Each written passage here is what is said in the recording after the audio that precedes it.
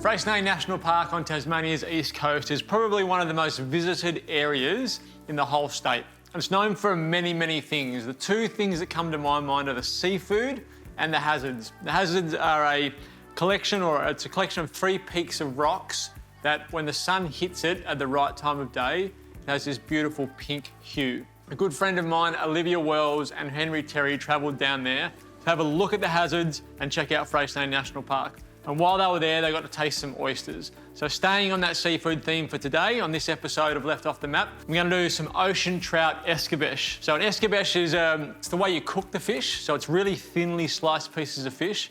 And I'm going to soak, you make almost like a vinegar and fruit or vinegar and currant sauce. So I'm going to make that as well. First thing I want to do is prepare my fish though. So this is ocean trout, a couple of portions of ocean trout. Now you can take the skin off if you want to, which is what I'm going to do, or you can leave the skin on for this recipe. It's completely up to you. If you're someone who loves the skin on fish, then absolutely keep it on. I'm going to take it off simply because I'm going to dust the pieces of fish in a little bit of flour. So I want to take this skin off. You need a filleting knife or a knife that has a little bit of give in it because you want to be able to move as you run the blade underneath the skin.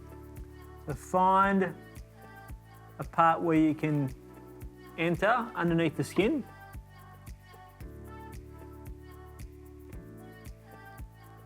Then basically the knife is going to do all the work for you. So hold the skin down. So grab hold of the skin like that. Hold it down against the board and then almost just pull the skin back and forth like this and let the knife stay in one spot and it will take the flesh away from the skin. Now I want to cut these into thin slices. Again, you're going to need a really sharp knife and a knife that's got a little bit of flexibility in it to get a little 1 centimetre.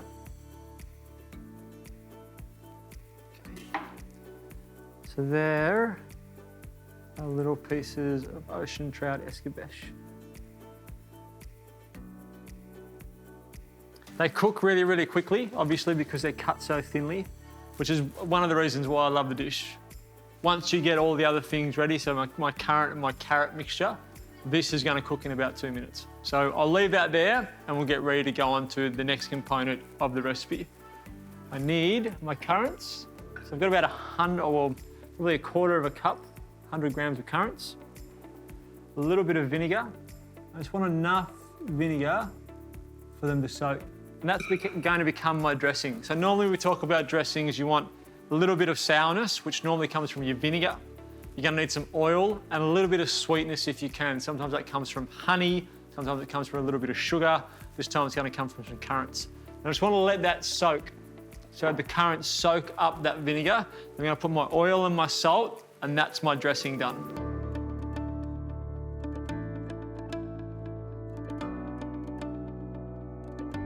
So my currants have been soaking up that vinegar for about 5 minutes. I can start preparing the rest of the dish. A couple of Dutch carrots here, which I want to cut in half. We're going to cook these in a pan, and I only want them until they're al dente. So I still want a fair bit of bite, a fair bit of crispiness in these. So I can go straight into a pan, like that. That'll take about 5 to 6 minutes before I'm ready to add my fish to them. So I can make the rest of my dressing. A pinch of chili flakes in there, some oil, about the same amount of oil to vinegar, a good pinch of salt. So give that a stir.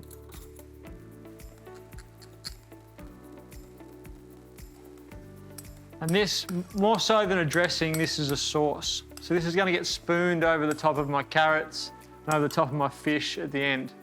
So that sort of really intense vinegar, oil, the sweetness of the currants, mixed with well-cooked, still al dente carrots and some fresh herbs. It's a dish that it's really exciting, really different, and can be eaten any time of the year. And it's one of those dishes that packs a huge, huge punch of flavour. So to cook these carrots, I'm going to add a little bit of oil, and then I'm going to keep topping the pan up with water. I'm going to let that water simmer away, and I will take probably 3 deglazings of that pan before our carrots are cooked through.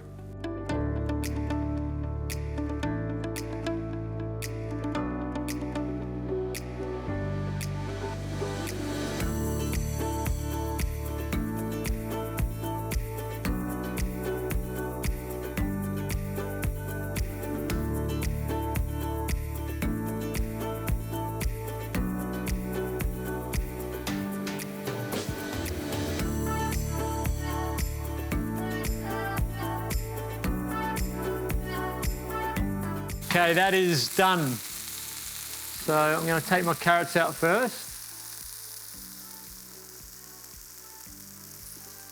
My little pieces of escabeche.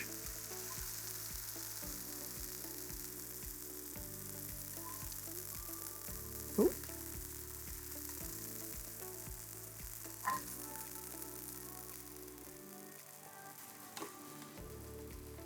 The real component of the dish, this dressing.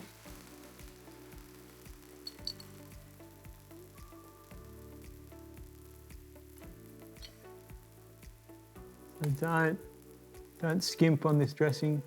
It's beautiful. It's what the dish is all about. And some fresh herbs on top.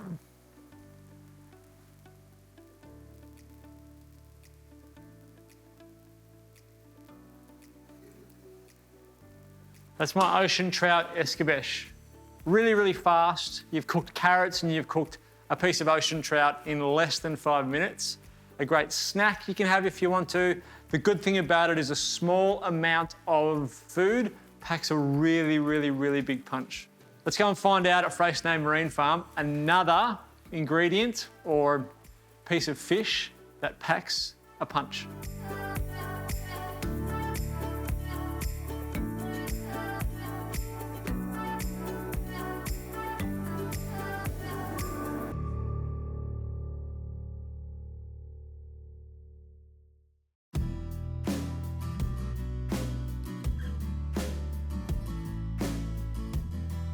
G'day. How you going? Really well, thanks. How are you?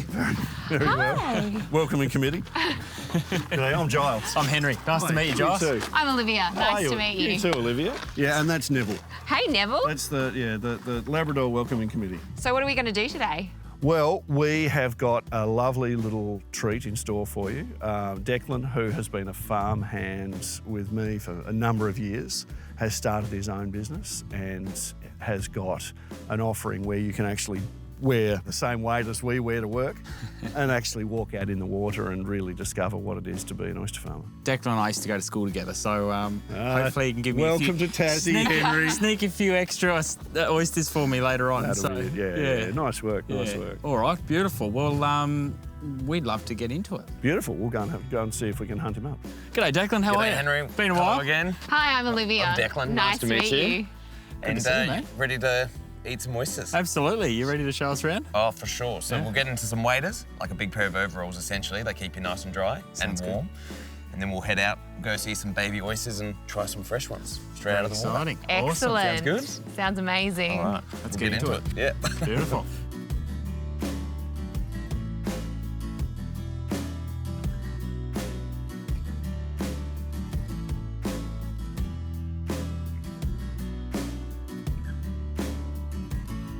So how do oysters actually grow? What happens out here on the lease? Well, we actually buy our babies, baby oysters. They're called spat, and they're actually hatched through a hatchery, conveniently. And Tasmania actually has the biggest hatcheries in Australia.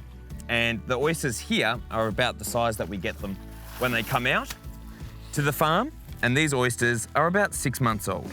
How many oysters are you guys producing? So the Freycinet Marine Farm selling oysters up in their shop are aiming for about 100,000 dozen a year. 100,000 dozens, so 1.2 million oysters a year. Yes, and My God. Wow. everything from our farm is actually sold through the Freycinet Marine Farm shop. Okay. So we don't export to any interstate markets, international markets.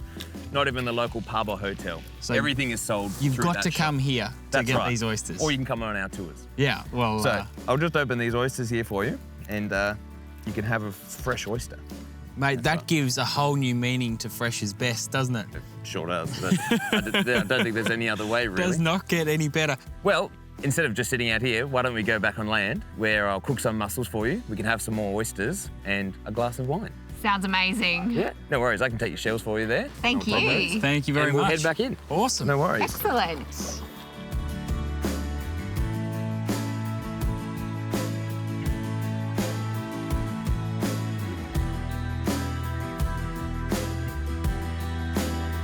Come on in. I have some oysters over here for you. Woo, the setup. And Beautiful. before we begin, would you both like a glass of wine? I would love one, thank you. Oh, I guess we can battle through. No worries. Yeah, well, yeah. this is a Riesling from Freycinet Vineyard, which is only about 20 minutes from here. And they focus on premium wines. So it's a really nice, has a bit of a dry finish with them. Beautiful. So have either of you ever shucked an oyster before? Well, you've shown me once, Declan. Sure. But I can't remember. like a quick refresher? I would love a refresher, please. No worries. Shucking an oyster isn't as hard as everyone makes it out to be. And what we're gonna do is actually just start by scratching the edge of the shell here, just to expose this sort of white line. We're gonna just do a little bit of twisting to get the tip of our knife in, to cut through that muscle. Yep. And then our oyster is open. So you Look wanna at that. scrape down the top to save all that extra oyster, Yep. and then you can just take that lid off. I got mine. Nicely done. So bring your knife to the back. You can give Yep. it a twist towards you. You do have some lemons and limes here, and then you also have some red wine vinegar and shallots there as well. How do you like to eat oyster if you're going to choose? I do love having them natural, Yep. especially when they're straight out of the water like this. However, I will say just a little bit of this red wine vinegar and shallots really complements the oyster and doesn't overpower it. Beautiful. So it's a nice compliment to go with it. Mate, that's absolutely special. Thank you very much. My pleasure. And I'll bring our mussels out in just a moment, and you can tuck into them. Easy. Sounds great. Thanks for the lesson. We'll keep do it. We'll keep hacking away. No worries.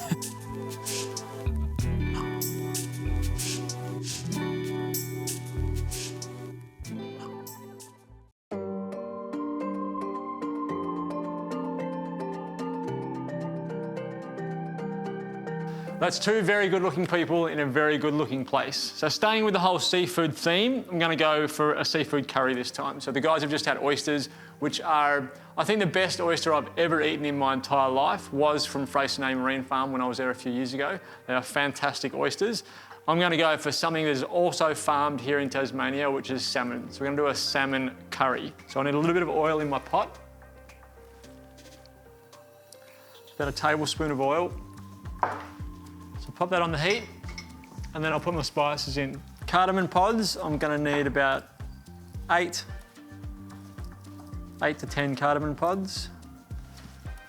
And cardamom pods are really floral, so don't put too many of them in, otherwise your curry will end up tasting like potpourri. Coriander seed, I want about 1.5 teaspoons of whole coriander seed. And then cloves, again, cloves are really, really floral and really pungent. So I only want about 4 to 5 cloves. Again, or it'll end up tasting just too floral. Cinnamon sticks or quills, I'm gonna use both of those. And then I've got all my soft spices, so we're gonna wait a little bit for those. So I'm gonna toast these off. While I'm toasting those off, I can start preparing my fish. So for a curry, I'm gonna use the tail portion of the fish.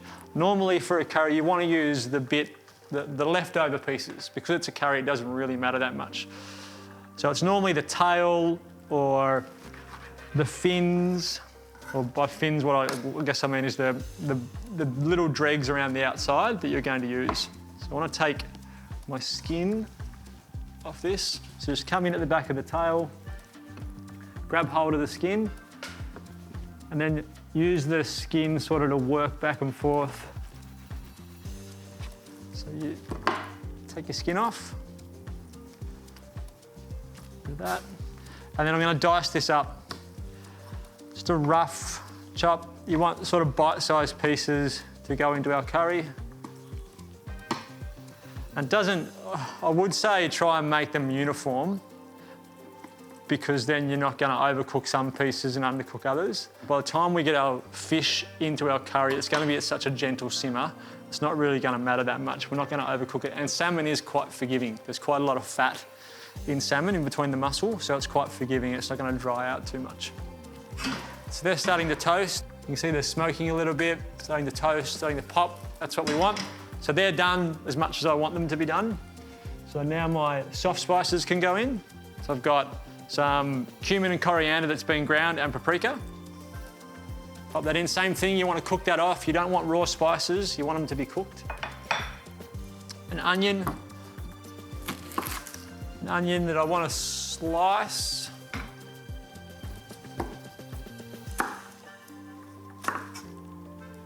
And pop in. And then some ginger and some garlic. So I've got about a 2 centimetre knob of ginger and about 3 garlic cloves. We'll pop those in as well.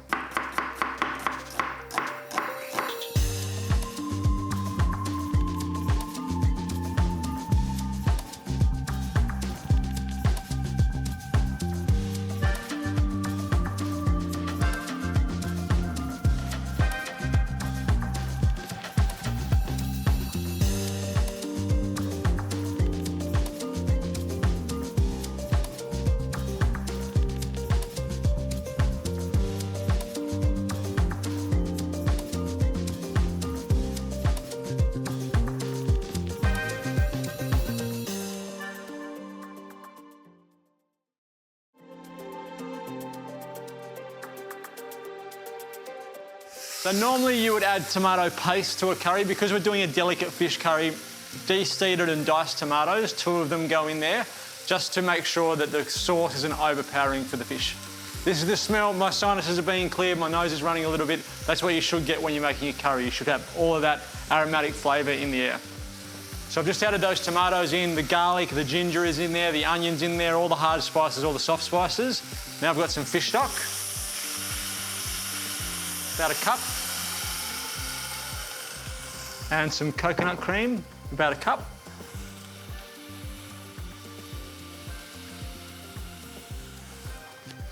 Pinch of salt.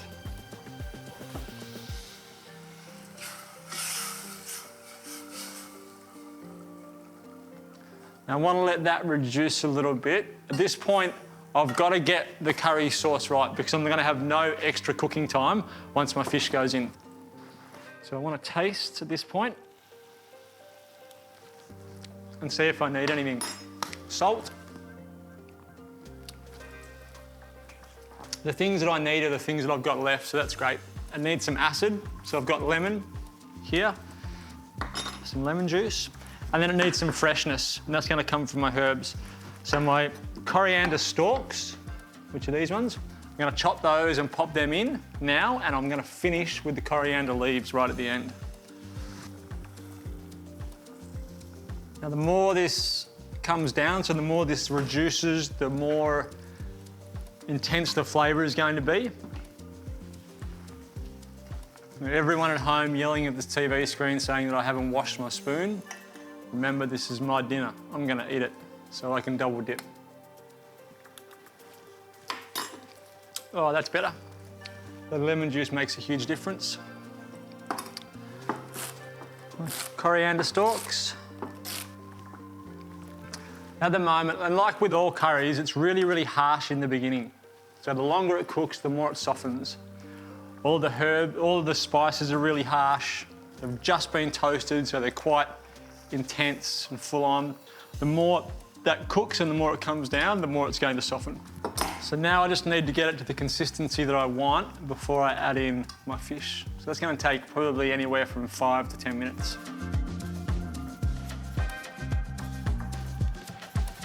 That consistency and flavour is pretty much where I want it to be, so I can add my fish now.